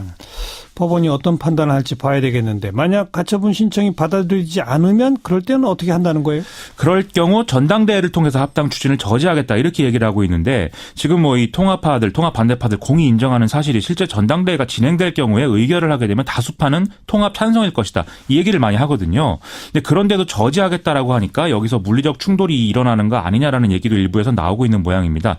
오늘 국민의당 장진영 최고위원은 자신의 페이스북 계정을 통해서 일부 통합 반대 입장의 당원들이 뭔 강목, 가죽장갑 이런 것을 준비해서 관광버스를 대절해서 단체로 행동에 나서자 이런 내용의 메시지를 이제 유포하고 있다 이렇게 주장을 했는데요. 뭐 이 투표는 27일부터 30일까지 실시되고 결과가 31일에 나오니까 이후 상황 좀 면밀하게 봐야 될 것 같습니다. 물리적 충돌, 강목 이런 건 안 되죠. 그런 건 참 안 되는 일이죠. 다음 뉴스는요. 오늘 오후 2시 46분 정도에 수원시 영통구 광교 SK건설 오피스텔 공사 현장에서 불이 났습니다. 작업 중이던 조모 씨 등의 12명이 연기 흡입 등으로 인근 병원으로 옮겨졌고요. 출동한 소방관 1명은 화상을 입고 치료 중이라고 합니다. 예. 현장에서 일하던 노동자 1명은 큰 불길을 잡은 이후에 심정지 상태로 발견이 돼서 병원으로 이송됐다고 합니다. 당시에 목격자 진술이 있습니까? 이 목격자에 따르면 불이 이제 공사장 지하 2층에서 일하던 노동자들이 철골 구조물을 산소 절단기로 해체하면서 옆에 쌓아놓은 단열재로 옮겨 붙으면서 발생한 것으로 추정된다, 이런 얘기를 하고 있다고 하거든요. 산업안전보건법에 따르면 산소 절단기 작업 중에 불티가 튀는 것을 방지하기 위해서 덮개 등의 화재 예방 조치를 하도록 되어 있는데 이게 잘 됐느냐, 이게 이제 의문이라는 것이죠. 경찰과 소방당국은 공사 현장 관계자와 목격자를 상대로 정확한 사고 경위 등을 조사하는 중이라고 합니다. 네. 다음 뉴스는요. 임종석 청와대 비서실장의 아랍에미리트 방문 의혹을 두고 언론 보도가 이어지고 있는데요. 계속 이어지네요. 그렇습니다. 기억하실 텐데 지난 6월 달에 사우디아라비아가 순위파 국가들을 규합을 해서 카타르와의 외교 단절을 선언한 바 있지 않습니까? 그랬죠. 경향신문이 오늘 지면에 이렇게 보도를 했습니다. 순위파 국가의 일원인 아랍에미리트가 카타르를 압박하는 과정에서 나온 문제 때문에 임종석 비서실장이 전격 출국한 것이다, 이런 주장이 나온다라는 것인데요. 아랍에미리트가 카타르의 돈줄을 끊기 위해서 한국에 카타르산 LNG 가스 수입 문제를 제기를 했고 이를 위해서 바라카 원전을 볼모로 삼고 있는 상황이다라는 겁니다. 경향신문은 만일 정부가 카타르산 LNG를 포기하게 될 경우에 정부의 에너지 전환 정책에 따른 안정적 LNG 공급에 차질이 빚어질 수 있다, 이런 지적이 나온다고도 보도를 하고 있습니다. 카타르 LNG, 이건 또 완전히 새로운 얘기인데. 그렇습니다. 그리고 아랍에미리트의 원전 건설이 늦어져서 보상금 지급해야 한다는 이런 보도도 일부 있었잖아요. 그렇습니다. 오늘 조선일보 보도인데요. 이 바라카 원전 1호기가 지난 5월 달에 준공 예정이었는데 내년으로 연기가 돼서 이 과정에서 우리의 실수 때문에 지체 보상금을 최대 2조 원 물게 됐다는 겁니다. 그래서 이 때문에 공사 대금 지급 등이 중단이 돼서 현지 기업들이 어려움도 겪고 있고 해서 임종석 비서실장의 방문이 이루어진 것이라는 해석이 나온다, 이런 내용인데요. 또 원전 건설 사업의 미래가 좀 불투명해지다 보니까 현지 교민들 사이에서 불안감이 확산되고 있다, 이런 내용도 이 지면에 실려 있습니다. 네. 그 두 건이 조금은 다른 측면을 지적하고 있는 건데 청와대가 해명을 했나요? 일단 경향신문 보도 내용에 대해서 청와대 관계자는 아닌 것 같다, 이렇게 짧게 해명한 것으로 보도가 나오고 있는데요. 이게 아니다라든지 그런 내용이 아니기 때문에 왜 확정적으로 말하는 게 아닌지에 대해서도 이 배경에 좀 의문이 제기되고 있는 분위기가 있는 것 같습니다. 또 조선일보 보도 내용에 관해서는 산업통상자원부가 해명 자료를 냈는데요. 이 지체보상금을 물어야 한다는 의혹 자체가 사실이 아니고 대금을 못 받아서 도산하거나 철수한 중소기업 업체도 없는 것으로 파악이 됐다, 이렇게 얘기를 하고 있거든요. 그런데 이 부분은 조선일보 보도 내용에도 일부 반영이 되어 있는 이 상황입니다. 조선일보가 이렇게 반론을 확인했음에도 이런 형식으로 보도를 강행한 것에 일종의 의도가 있는 거 아니냐, 이런 해석도 나오고 있습니다. 잘 모르겠네요, 뭔지. 그러겠습니다. 다음 뉴스는 현지 시간 20일 유엔 안보리가 새로운 대북제재 결의안을 채택하면서 파장이 확산되고 있습니다. 북한의 석탄과 석유를 불법 발입하는 것으로 의심되는 선박에 대해서 보다 엄격한 검사를 실시하고 향후 2년 안에 외국에서 일하는 모든 북한 노동자들을 북한으로 돌려보내야 된다, 이렇게 명령하는 내용인데요. 예. 니키 헤일리 유엔 대사는 지난 9월 채택한 제재 결의안에 이번 제재안까지 함께 이행이 되면 북한에 수출되는 석유 제품은 2016년에 비교하면 90% 가까이가 줄어든다, 이렇게 주장을 했다고 합니다. 특히 러시아에 더해서 중국이 이번 제재안에 동의했다는 점은 향후에 북중 관계가 더 악화될 가능성을 점치게 한다는 지적도 나오는데요. 네. 일본 아사히 신문은 미국과 중국 간의 대북 제재 상황을 투명히 공유하기 위해서 한 라인이 설치됐다, 이렇게 보도를 하고 있는 상황입니다. 이건 중국이 더 적극적으로 대북 제재에 참여한다는 얘기이기 때문에 북한 입장에서는 달갑지 않은 상황이라는 거죠. 북한은 또 불만 표시하고 있죠. 하루 만인 23일 김정은이 이 북한 조선노동당 세포위원장 대회에 참석을 했는데요. 여기서 지금까지 해놓은 일은 시작에 불과하고 앞으로 대담하고 통 큰 작전을 더 과감히 전개하겠다, 이렇게 큰 소리를 치는 상황이었거든요. 예. 또 어제 북한 외교부는 유엔 안보리의 새로운 대북 제재는 북한 경제를 전면적으로 봉쇄하려는 것으로 전제 행위나 다름없다, 이렇게 선언하고 있고요. 또 노동신문 보도에 의하면 지금 미사일 발사가 아니라 위성을 발사한 것이고 그것은 주권 사항이기 때문에 이 주권 사항에 대해서 침해해서는 안 된다, 이런 얘기까지도 하고 있는 상황입니다. 네. 이런 움직임이 추가적인 군사적 도발을 예고하는 것인지 아니면 일종의 말폭탄에 그치는 것인지 좀 의견이 분분한데 이로써 김정은의 내년 신년사 내용이 매우 중요해졌다, 이런 분석은 피할 수 없는 상황입니다. 미국의 태도 역시 역시 주시할 수밖에 없잖아요. 최근에 제임스 매티스 미 국방장관의 두 가지 좀 주목할 만한 발언이 나왔는데요. 첫째는 미 82공 수사단을 찾아서 한국에 먹구름이 몰려오고 있다 이렇게 얘기를 하면서 주한미군 가족 철수에 대해서 아직은 아니지만 비상대응 준비를 하고 있다 이렇게 얘기를 했다는 것입니다. 그리고 또 둘째는요. 김정은이 평창에 온 선수들을 해칠 정도로 어리석다고 생각하진 않는다라는 말도 했는데요. 종합하면 군사적 옵션을 사용할 가능성이 커지고 있는 게 사실이지만 평창 올림픽 기간 전은 아닐 것이다. 이런 얘기를 한 것으로 좀 해석할 수 있는 것 같습니다. 네, 여기까지 수고하셨어요. 고맙습니다. 김민아 기자였습니다. 성탄절인 오늘 제천 화재 참사 유가족분들 더없이 안타까운 하루였을 텐데요. 이번에도 이 소방차가 가는데 불법 주차된 차들 때문에 시간이 지체됐다 등등 이런 얘기들이 막 나오죠. 그래서 이미 지난달에 소방공무원의 구조 활동을 돕기 위한 이 소방기본법 개정안을 발의했던 분입니다. 더불어민주당 소병훈 의원 연결해서 그 개정안의 내용 좀 들어보도록 하겠습니다. 소병훈 의원 안녕하세요. 예, 안녕하세요. 소병훈입니다. 그 지난달에 대표 발의한 소방기본법 개정안 뭐 어떤 내용을 어떻게 바꾸자는 내용이죠? 그동안에는 그 소방관들이 예를 들면 어떤 그 소방 활동 중에 뭔가 피해를 그러니까 이제 그 화재 현장에서 어떤 피해를 줬다 하면 그 피해에 대한 소송을 소방관 본인에게 물었습니다. 그래가지고 그 소방관들이 정말 그 뭐 연가를 내면서까지 그 소송에 대응을 해야 되고 그리고 뭐 그 소송에 대한 일부 부담까지도 했기 때문에 뭐 어떤 그 소방 활동보다도 그런 차후에 차후의 일에 대한 그 부담이 대단히 컸습니다. 그 부분을 이제 소방관에게 직접 묻지 말고 국가에게 묻거나 그렇게 하고 나중에 정말 중과실이 있다면 소방관에게 그 구상권을 행사할 수 있도록 해라. 이런 내용의 개정안입니다. 그런 구조 활동하면서 소송에 휘말리는 소방공무원들이 그동안 많았었다는 얘기죠? 그럼요. 예를 들어 어떤 경우들이 있는 겁니까? 어처구니 없는 일들이 좀 있었는데요. 어떤 거예요? 예를 들면 119 구급차가 아주 급히 출동하는데 그 구급차에 술 취한 행인이 뛰어들어가지고 그리고서 그 구급차에 부딪혔다가 그 옆차에 부딪혀서 사망하는 사고가 있었는데요.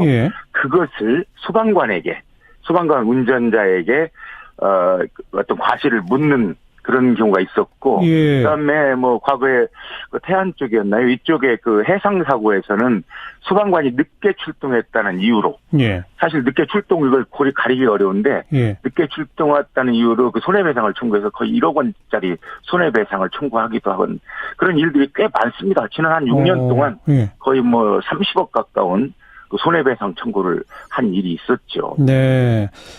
그 예를 들어서 이 아파트에 누가 갇혀 있다. 근데 도저히 문을 못 열어서 유리창을 깨고 그 문을 열어서 이렇게 구조해내면 유리창값 물어내라 이렇게 하는 겁니까? 그렇습니다. 그 물론 이제 그 피해 당사자의 유리창은 아마 그 서로 묻지 않을 수도 있겠는데 그 집에 들어가기 위해서 옆집 유리창을 깼다. 옆집을 깼을 경우에는 옆집에서는 거의 100% 소송을 통해서 그 피해 보상을 받으려고 하는 경우가 있습니다. 그렇게 소송을 제기할 때에 이 피고는 그 해당 소방관이 된다? 그렇죠. 지금까지는 그래요? 소방관이 피고가 됐는데요. 소송 당사자가 됐습니다. 이제 다행히 이번에 일부 본회의 통과한 법안 중에는 이제 그 부분을 약간 좀 소송 당사자를 국가로 하는 그런 내용이 들어있기도 합니다. 그리고 이번에도 제천에서 소방차 가려는데 불법 주차된 차들 때문에 그 차 유리창을 깨고 뭐 사이드 브레이크를 풀고 이래서 차를 옮기고 뭐 이러는 거 시간이 걸리지 않았습니까? 그렇습니다. 그러다가 그 차 유리창 깬 거는 그러면 그 유리창 값도 물어줘야 되는 거예요? 그것도 소송 대상이 되는데요. 아마 이제 이번 그 법안이 통과되고서 이제 몇 달 후부터 시행이 되면 그 부분은 이제 국가가 상대가 될 것이고 만약에 국가에서 꼭 필요하다면 구상권을 행사할 텐데요. 지금까지는 그것조차도 소송 대상이 됐습니다. 그래요? 아마 이번에 그 많은 시민들이 왜 유리창을 깨지 않고 2층 유리창을 깨지 않고 사실 이런 얘기 조심스럽긴 합니다만은 소방관으로서는 이후의 문제를 생각하지 않을 수가 없습니다.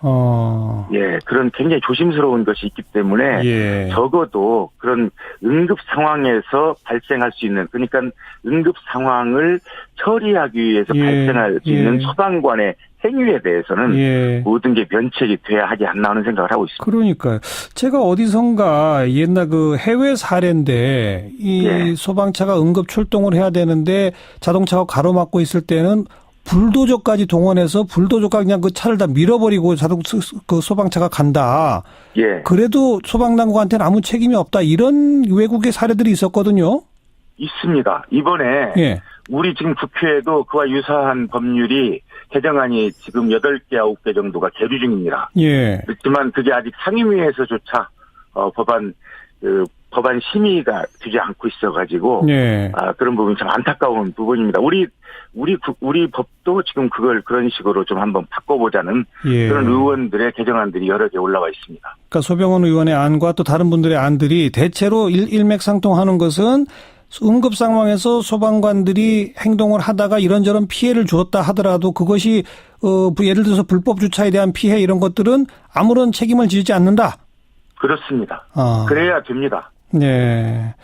바로 며칠 전에 조금 아까도 소병헌 의원도 얘기하셨습니다마는 그 소방법 일부 개정안들이 통과됐잖아요. 예. 근데 그거 갖고 부족하다 이 말씀인 거죠? 그렇죠. 여기에는 방금 말씀하신 불법 주차된 차량들을 강제로 견인하거나, 예. 예컨대 부득이한 경우에는 파손해서라도 길을 터야 되는 그런 내용은 이번 개정안에는 없습니다. 그래요? 그런 개정안까지 들어가야 되지 않나 하는 생각을 하고 있습니다. 그럼 이번에 개정된 건 뭘 바꾼 겁니까?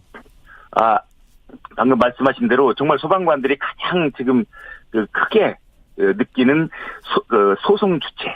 예. 본인들에 대한 소송을 오는 것을 견디기가 굉장히 어려워합니다. 예. 소방관들이. 예. 그게 아마 주요 지금 내용으로 되어 있죠. 이미 통과된 법에서는 소송 주체를 예. 그냥 국가나 지자체로 해라. 요 정도만. 예.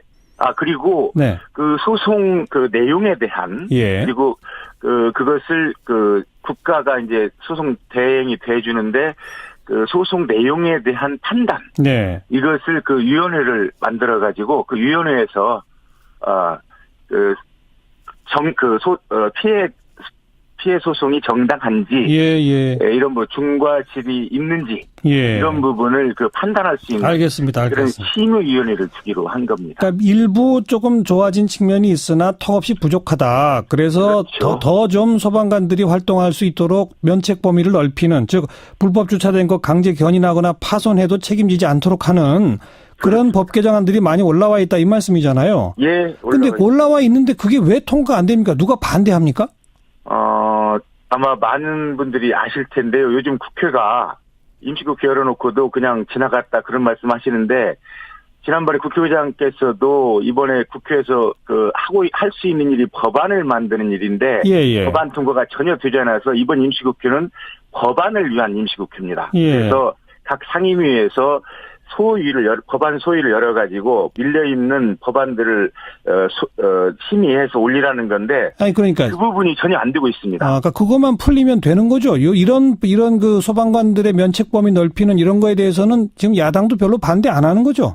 당연하죠. 그 부분은 야당도 반대하지 않습니다. 여야가 반대하는 게 없으면 그냥 이런 것부터 빨리빨리 처리해야 되는 거 아닙니까?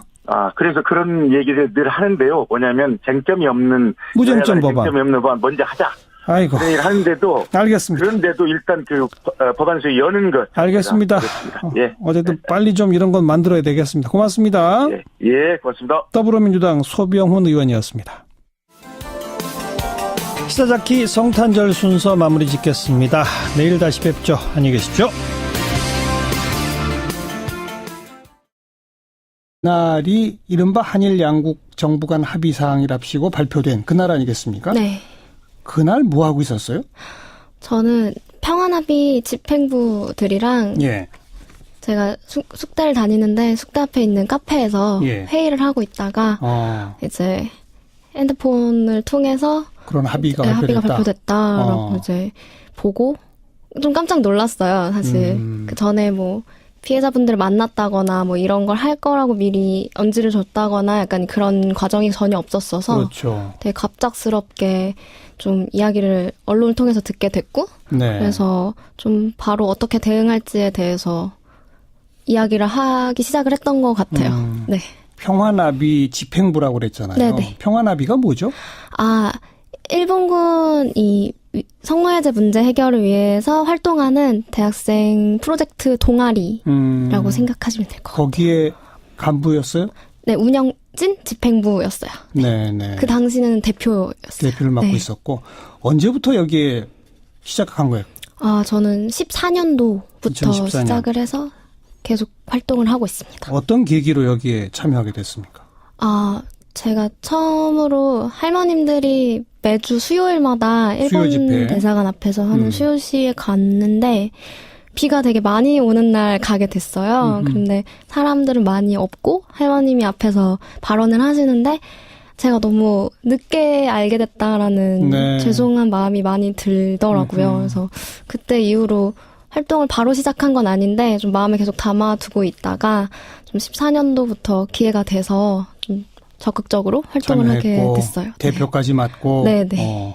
그러다가 이제 정부 간 합의가 발표되니까 네. 이건 안 된다 해서 항의 시위도 하고 네. 기자회견도 하고 그죠? 네. 그리고 소녀상 지키기 활동에 들어갔죠. 네. 이 한일합의 내용을 보면 이 소녀상이 공관이라고 일본 대사관의 안녕에 우려를 끼칠 수 있다라고 하면서 조치를 취하도록 하겠다 이런 조항이 나오는데요. 맞아요. 네, 그때 네, 사실 소녀상은 할머님들의 모습을 표상하는 거기도 하고 시민들이 다 같이 힘을 모아서 세운 좀 이 문제를 해결하기 위한 평화의 상징이라고 저희는 생각을 하는데 그거를 이제 철거하겠다라는 의미를 담은 합의가 발표가 되었기 때문에 그렇죠. 언제 없어질지 모른다. 네, 그래서 지키는 농성을 시작을 하자라고 해서 28일 날 합의 발표되고 이틀 후인 30일 날부터 농성을 시작을 하게 되었어요. 24시간. 2달간 그때. 2달 동안 24시간. 네. 밤에 또. 네, 그렇죠. 그 한겨울에. 네. 김삼 학생도 그 한겨울에 거기서 밤 지냈죠. 그럼요. 첫날부터. 네. 매일 2달 동안 계속 있었어요? 아니면 그 돌아가면서 했었죠? 초반에는 계속 있었고 이제 평화합의만 한 게 아니라 7개 대학생 청소년 단체들, 청년 단체들이 함께 하면서 이후에는 이제 순번을 정해서 이제 돌아가면서 진행을 했어요. 맨 처음에 할 때는 준비도 없이 했을 텐데 네. 얼마나 추웠어요, 그래? 그게 정말 준비가 없이 시작한 거였고 그 비닐이라든지 천막 반입을 금지했어요, 경찰이. 그래서 그날 첫날에 제 기억으로는 또 새벽에 비가 와가지고 아이고. 저희가 막 침낭을 하나씩 막 어디서 막 빌려오고 막 우비를 또 막 급하게 사오고 그래서 거의 그냥 맨 바닥에서 스티로폼 돗자리 하나 깔고 약간 첫날은 그렇게 춥게 지냈었던 기억이 나요. 네. 대단하네요, 정말. 네. 몇 명 정도가 같이 있는 거예요, 그러니까? 첫날에는 많은 친구들이 왔어서 한 3, 40명 정도로 시작을 했고, 나중에는 뭐, 한 10명 정도로 이제 돌아가면서 이제 진행을 하다가, 근데 이때가 한파주의보였어요. 예. 너무 추운 날은 걱정이 돼서 너무 많은 인원이 있을 수 없는 거예요. 그래서 돌아가면서 2시간 정도로 해서 뭐 3명씩 이렇게 돌아가면서 하기도 하고, 그렇게 진행을 했었어요. 조금씩 이렇게 체계가 갖추어지면서는 그나마 무슨 뭐 난로라도 좀 이렇게 있고 뭐 그게 가능했어요?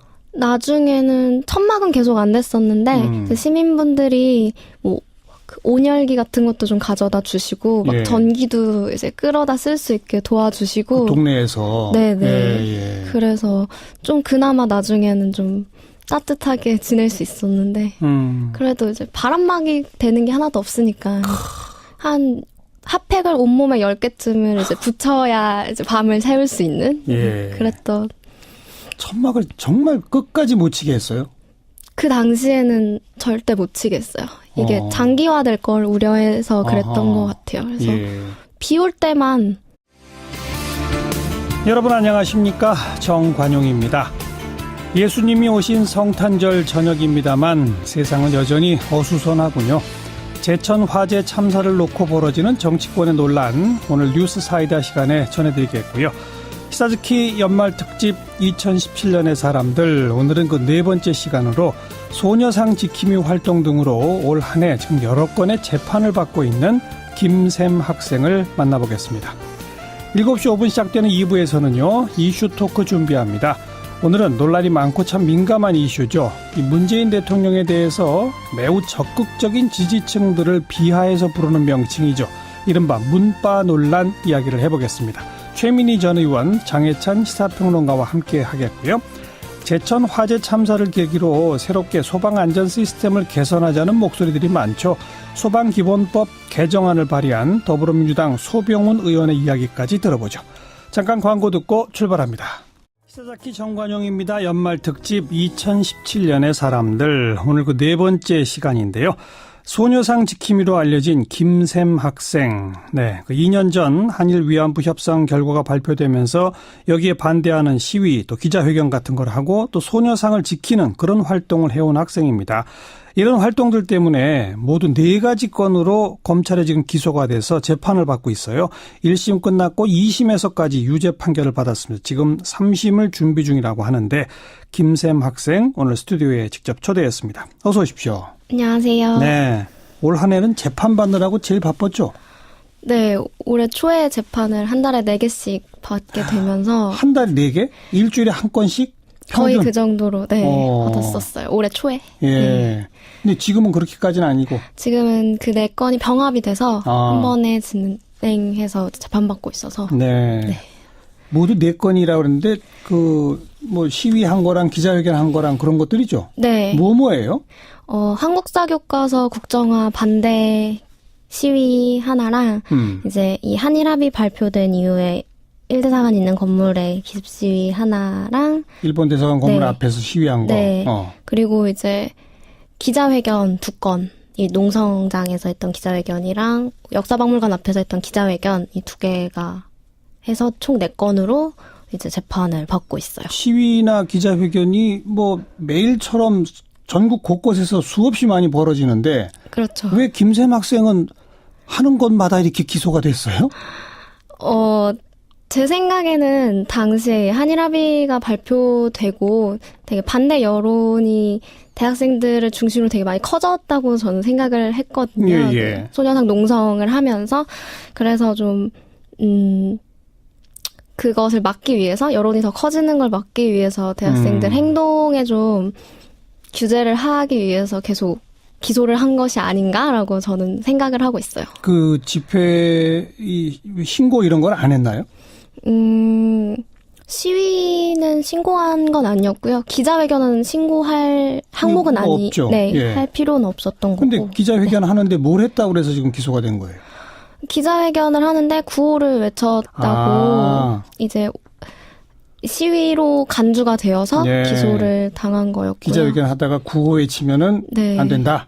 그런데 사실은 수많은 5개의 기자회견들은 그러니까요. 대부분 다 구호를 외치고 시작을 하잖아요. 근데 유독 제가 함께 진행한 기자회견들 혹은 제가 참가한 기자회견들은 아예 정식 기소가 되어서 재판을 받고 있습니다. 왜 그렇게 찍혔어요?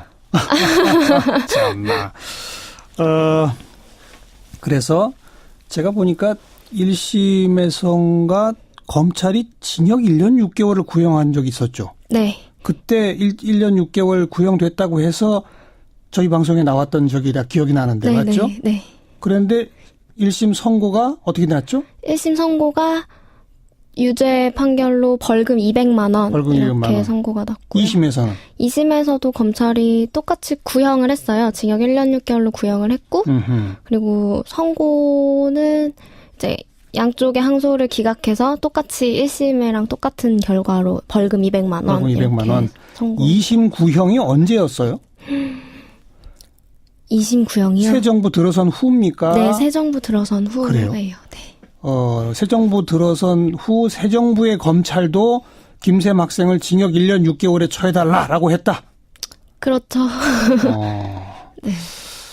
아직 검찰 개혁이 안 돼서 그런 게 아닐까요? 2년 전, 그러니까 12월 28일인가 하니까 이제 며칠 안 남았어요. 네. 2년 전 넘어가려고 했다고요? 예. 그건 제지한 담당자가 잘한 거죠. 그렇죠. 잘한 거죠. 예. 그런데 이 권 의원이 현장에서 곧바로 경찰 최고 위층, 이 최고 위층이 누군지는 지금 뭐 안 밝혀졌습니다만은 매우 높은 분이겠죠. 전화를 해가지고 국회의원 못 들어가는 데가 어디 있냐라고 해서 억지로 들어갔다는 겁니다. 이 궁금하기도 하고 답답하기도 했겠지만은 지금 그럴 때가 아니지 않는가. 예, 예. 권덕창 의원께서 이런 데도 비전문가 아니겠습니까? 사건 현장을 이렇게 뭐 고의가 아니더라도 훼손할 우려도 있고, 지금 같을 때는 좀 할 말 못할 말 좀 가려야 되고 그럼요. 또 참고 해야 될 때가 아닌가 싶어요. 지금 예. 오늘도 또 큰 화제가 그 그러게 공사 말입니다. 현장에서 났다고 하지 않습니까? 이건 뭐 제 생각에는 여야가 네가 잘했고 내가 잘했고 할 문제가 아닌 것 같아요. 전국에 예. 걸쳐가지고. 예. 오히려 이렇게 공방할 시간에 해당 상임위 의원들 빨리 머리 맞대고 모여가지고 그렇죠. 예를 들면 그 가연성 외장재 이거 어떻게 앞으로는 규제할 것인지 네. 또 이미 다 설치되어 있는 가연성 외장재는 어떻게 처리할 것인지 그거 빨리 논의하는 게 더 진짜 중요한 거 아니에요? 소방당국이 잘못한 거 있으면 짚어주되 대신에 이번에도 보면 사람이 없다 이런 거 나오지 않습니까? 그런 건 또 바로 해줘야죠. 참 할 일은 있는데 그건 제쳐두고 공방만 한다. 네. 수고하셨어요. 감사합니다. 윤태권 실장이었습니다. 시작기 1부 마칩니다. 7시 5분 2부에 다시 오죠. 매주 월요일 꾸며드리는 이슈 토크 시간입니다. 원숙한 진보, 최민희 전 의원, 젊은 보수, 장혜찬 시사평론가 두 분과 함께하는 시간이죠. 자, 오늘의 토론 주제는 지난주에 가장 뜨거웠던 논란이었습니다. 민감하기도 하고 입장에 따라서 시각이 크게 엇갈리는 문제, 이른바 문바 논란 이야기해 보려고 합니다. 문재인 대통령에 대한 매우 적극적 지지자들의 일부를 어느 정도 좀 비하의 의미를 담아서 가리키는 말이 문바인 것 같은데 지난주에 저희 프로그램에 단국대 서민 교수 이 문제로 인터뷰를 하기도 했었죠. 문바들이 미쳤다. 이 치료를 받아야 한다. 이런 아주 강한 극단적 발언을 서민 교수가 해서 또 논란을 일으켰었는데요. 이 문제 어떻게 봐야 할지 오늘 토론해 보겠습니다. 최민희 전 의원, 장혜찬 시사평론가 어서 오십시오. 안녕하세요. 안녕하세요. 네. 먼저 문바라는 용어, 단어에 대해서 어떻게 생각하세요? 이 문바라는 단어, 빠 있잖아요. 네. 정치인 뒤에 빠. 그리고 뭐 연예인들의 뒤에 빠. 이게 이제 지나치게 좋아한다 이런 뜻인데 최초로 이게 붙은 건 노무현 전 대통령이세요. 노빠. 그래서 네. 정치인으로선 최초로 거의 팬덤 현상을 불러일으킬 만큼 뜨거운 사랑을 받았던 대통령이신데요. 지금 이 문바, 근데 이제 노빠라고 지지자들을 불렀던 거는 이를테면 일부 언론이나 그다음에 한나라당이나 당시 그쪽에서 이제 그런 열성적 지지 현상이 낯서니까 그것을 좀 부정적으로 봐서 붙인 게 빠예요. 네. 그래서 그때 이회창 후보가 빠순이 빠돌이 나도 있다 뭐 그렇게 얘기한 적이 있어서 논란이 되기도 했는데요. 예. 그런데 이제 그 이후에 노무현 대통령 지지자들 일부는 또 그래 나 노빠다. 그게 어쨌단 말이냐 이렇게 적극적으로 나오기도 해서 그랬죠. 또 부정적 이미지가 희석되기도 했었습니다. 근데 이번에 문바라는 표현은 굉장히 부정적인 의미로 쓰여진 것 같아요. 그래서 근데 이제 오다 보니까 서민 교수가 일단 70%나 되는 문재인 대통령 지지자 전부를 문바로 규정한 건 아니었다라고 한 발 물러서면서 그 문재인 대통령 지지자들에게 뭐 미안하다. 그러나 뭐 극렬한 지지 행위는 역시 문제다 이렇게 얘기를 했더군요. 그래서 자연스럽게 문바가 정말 극렬하게 지지하는 일부를 지칭한 거다. 그렇게 정리가 된 상태이긴 하네요. 그렇죠. 그러니까 아마 서민 교수가 문제 삼은 거는 이 사실 여부나 뭐 이유 여하를 막론하고 문재인 대통령을 공격하거나 문재인 대통령에게 불리하게 되는 상황에 대해서는 그냥 앞장서 나가서 공격하는 그런 사람들이라고 아마 대충 칭한 것 같은데 장혜찬 씨는 문바란 단어에 대해서 우선 어떤 느낌이세요? 우선 사실 젊은 층에서는 이 빠라는 단어가 지금은 그렇게 멸시하는 의미나 혐오하는 의미로 사용되고 있지는 않습니다. 뭐 연예인 오빠 부대에서 이 어원이 나왔다고 하는 게 지배적인 의견인데요. 뭐 스스로 말씀하신 것처럼 내가 누구누구 빠다 이렇게 자랑스럽게 말하고 있는데 이 문재인 대통령의 팬덤에서는 본인들을 주로 문구로소리라고 칭하기를 즐기는 것 같아요. 그래서 문빠라는 표현에 대해서 거부감을 느끼고 있는데 이 어떤 특성 팬덤이 거부감을 느낀다면 이 단어를 사용하는 것 자체로 시작하는 것으로 단어를 사용하면 일단 건전한 논의가 막힐 수 있잖아요.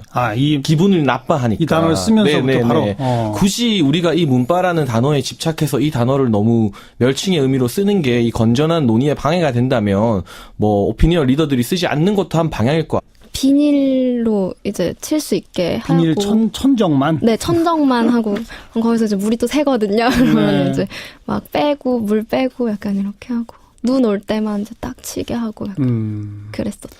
그런 아주 기특하고 갸륵한 우리 젊은 학생들의 그런 온몸을 던진 소녀상 지킴이 활동이 전국에, 전 세계에 알려지고 그러면서 소녀상이 점점 더 늘어났잖아요. 네. 어떻게 생각해요?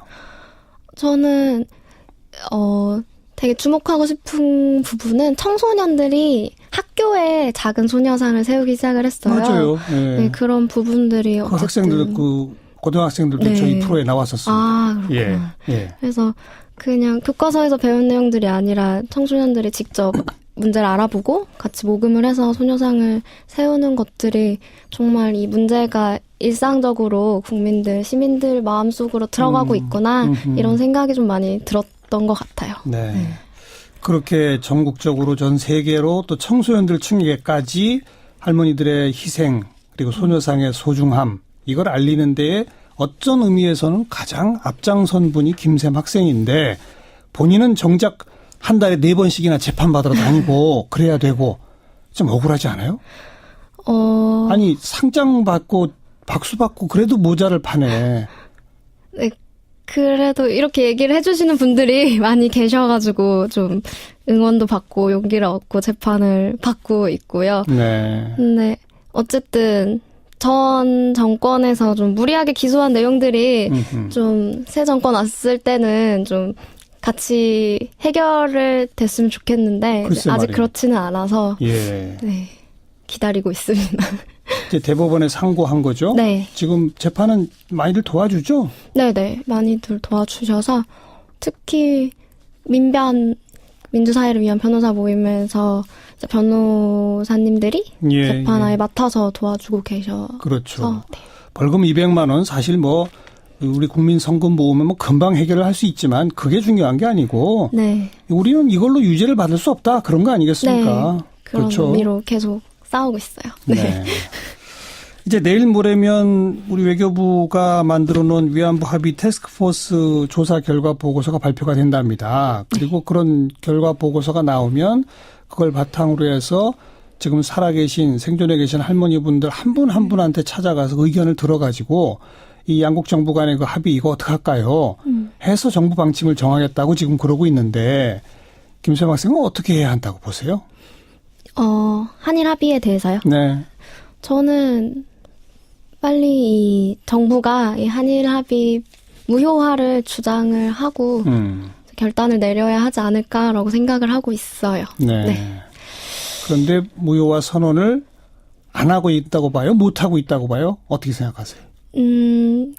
그 두 개가 크게 다르지는 않다고 생각을 하는데, 할머님들의 의견이 뭐 다 동일하시진 않겠지만, 그래도 지금 제일 앞에서 이 해결 운동을 하고 계신 할머님들은 이 한일 합의가 절차적으로나 내용적으로 문제가 많이 있고 또 할머니들 계속해서 요구하셨던 공식 사죄나 법적 배상이 전혀 담겨있지 없다. 않은 합의이기 때문에 무효화해야 한다고 이야기를 하고 있는데 사실은 지금 정부가 얘기하는 투트랙 정책이 가능한 건지는 사실 의문이 좀 드는 것 같아요. 그래서 지금도 뭐 평창 올림픽 뭐 이전에 이 정부의 입장을 발표를 하기를 좀 부담스러워하는 것이 보이는데 그렇죠. 사실 그렇게 뒤로 미루다 보면 사실 정부 사안들이 끊임없이 나올 텐데 언제까지 이 한일 합의 일본군 성노예제 문제가 이제 미뤄질지가 걱정이 드는 게 좀 있는 것 같아요. 네.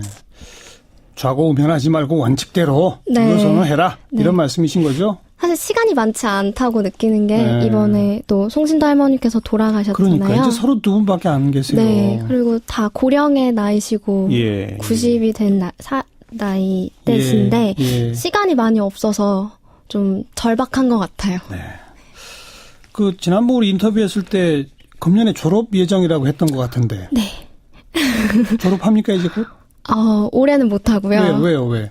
제가 재판이 병합되기 전에 정말 일주일에 한 번씩 재판을 가고 그러다 보니까 수업을 들으러 갈 수가 없더라고요. 아이고. 그래서 1학기 신청했던 수업을 이제 취소를 할 수밖에 없었어요. 몇 개를. 그래서 이제 학점이 좀 부족해서. 아니 재판 때문에 졸업도 못하게 만들었어요. 네, 재판도 가고 뭐 자료도 네, 내러 가고 이러면 정말 법원을 너무 자주 가게 되더라고요. 그래서 내년에나 졸업하겠네요. 네, 내년 1학기에 이제 졸업을 할 예정입니다. 졸업 후에는 전공이 뭐죠? 저는 국어국문학과. 국어국문학과. 네. 졸업 후 계획은요? 졸업은 제가 좀 이 여성 인권 문제랑 뭐 전쟁 관련한 것들을 좀 더 공부를 해보고 싶어서 네. 네, 대학원을 고민을 하고 있습니다. 그래요. 네. 그래요. 온 국민이 성원합니다. 이건 국민적 재판 결과는 무죄예요. 감사합니다. 그래요. 우리를 위해서 우리 국민들과 또 특히 자라나는 청소년들, 젊은이들을 위해서 몸을 던져 앞장서 싸웠는데 그렇게 법정에 매주 불려나가야 되는 그런 딱한 처지를 만들게 해서 우리 모두가 참 미안합니다. 아닙니다. 응원을 너무 많이 보내주셔서 네. 진짜 힘받아서 열심히 하고 있습니다. 고맙습니다. 네. 2017년의 사람 네 번째 우리 소녀상 지킴이 김샘 학생 함께 만났습니다. 고맙습니다. 감사합니다.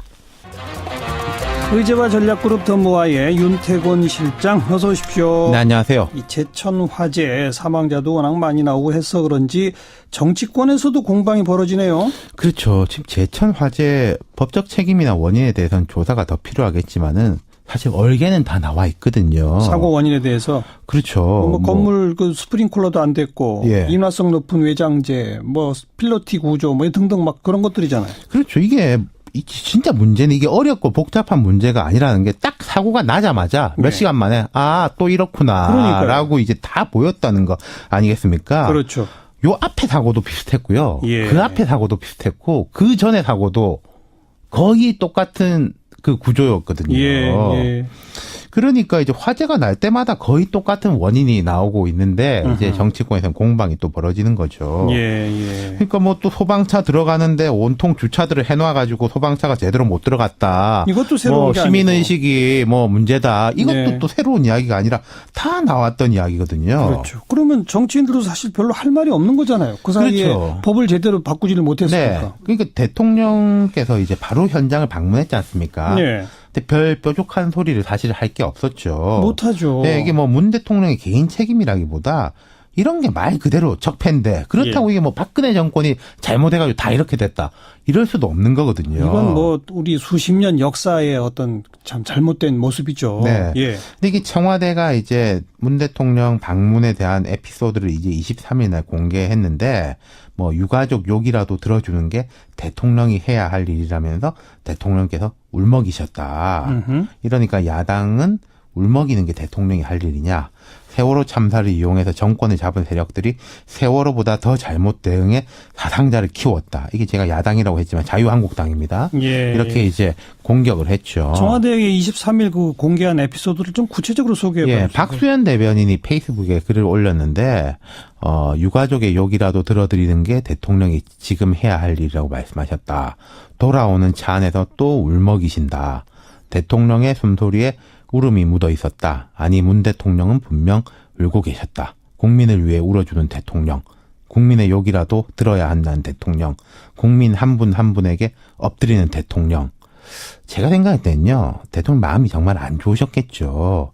근데 이게 우리가 쭉 짚어봤지만 사회적 문제가 종합적으로 중첩된 거니까 더 답답했을 겁니다. 예. 근데 이게 바로 이 사건, 이 사태 초기에 대변인이 이런 식으로 썼어야 했냐.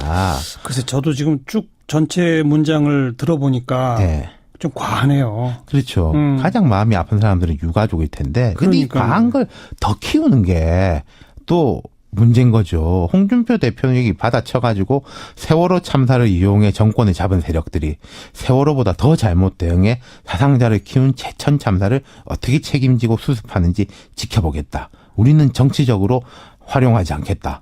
예. 활용하지 않겠다라면서 이게 활용하는 것 같은데 예. 정치권이 상처를 감싸고 아물게 하고 잘못된 걸 철저히 바로잡아야 하는데 오히려 상처를 좀 덧나게 하는 게 아닌가. 그런 측면이 분명히 있네요. 오늘 또 그쪽 지역구 국회의원의 무슨 논란이 있던데요? 그렇죠. 그 제천 지역구에 이제 자유한국당 권석창 의원 화재 현장에 들어가려다 제지를 당했답니다. 예. 요즘 정치인들이요. 그래도 옛날보다 많이 나아져가지고 이런 현장 가면 브리핑도 잘 안 받아요. 방해되잖아요. 방해되니까요. 예. 그런데 이제 권석창 의원은 지역구 의원이라 그런지 모르겠는데 수사가 진행 중인 화재 현장 그 폴리스 라인 쳐놓지 않습니까? 예, 예. 그 안으로 들어가려다가 제지를 당했어요. 폴리스 라인을